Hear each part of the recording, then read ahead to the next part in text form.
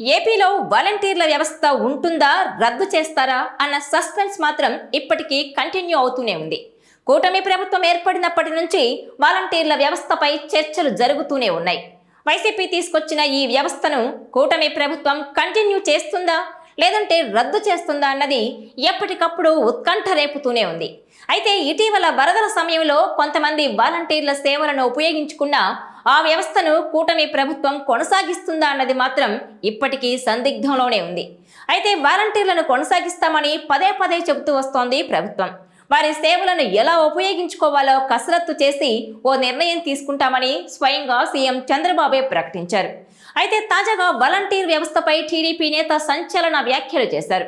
Volunteer వ్యవస్థను రద్దు చేయాలని డిమాండ్ చేశారు పంచాయతీరాజ్ ఛాంబర్ రాష్ట్ర అధ్యక్షుడు టీడీపీ నేత రాజేంద్ర ప్రసాద్.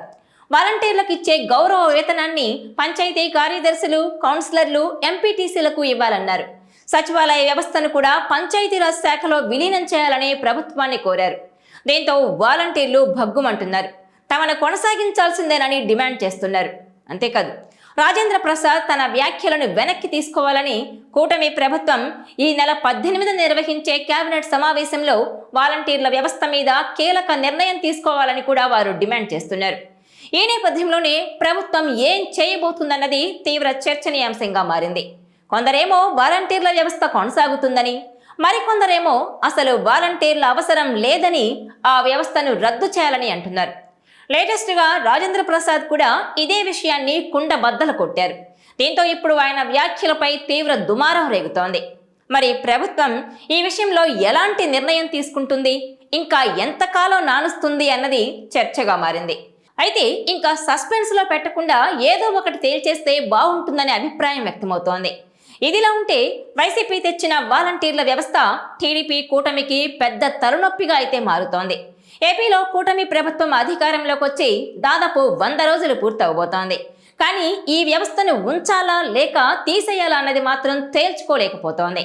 వారి విద్యార్హతను బట్టి ట్రైనింగ్ ఇచ్చి వారి సేవలు ఎక్కడ అవసరం అవుతాయో అక్కడ ఉపయోగించుకుంటామని చెబుతోంది. వారికి అన్యాయం చేయమని పదే పదే చెబుతూ వస్తోంది. ఎందుకంటే ఎన్నికలకు ముందు 5,000గా ఉన్న వాలంటీర్ల వేతనాన్ని 10,000కు పెంచుతామని హామీ ఇచ్చారు. దీంతో వారి గురించి ఎలాంటి నిర్ణయం తీసుకోలేని పరిస్థితి. అలాగని వారిని కొనసాగించాలంటే రాజీనామా చేసిన వారిని తీసేసినా ఇంకా దాదాపు 1,50,000 మంది వరకు వాలంటీర్లు ఉన్నారు. గతంలో వైసీపీ 5,000 వేతనం ఇచ్చినప్పుడే ఆర్థికంగా భారంగా ఉండేది. ఇప్పుడు రాష్ట్ర ఆర్థిక పరిస్థితి అంత ఏం బాలేదు. వారికి వేతనం 10,000 ఇవ్వాలంటే తలకు మించిన భారమే అవుతుంది.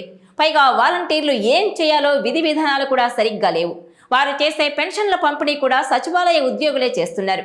ఈ నేపథ్యంలోనే మరి ఈ మంత్రివర్గ సమావేశంలోనైనా వాలంటీర్ల వ్యవస్థపై నిర్ణయం తీసుకుంటారా, ఎలాంటి డెసిషన్ తీసుకుంటారు అన్నది చూడాల్సి ఉంది. ఈ వీడియో మీకు నచ్చినట్లయితే please share, like and subscribe R24 Telugu.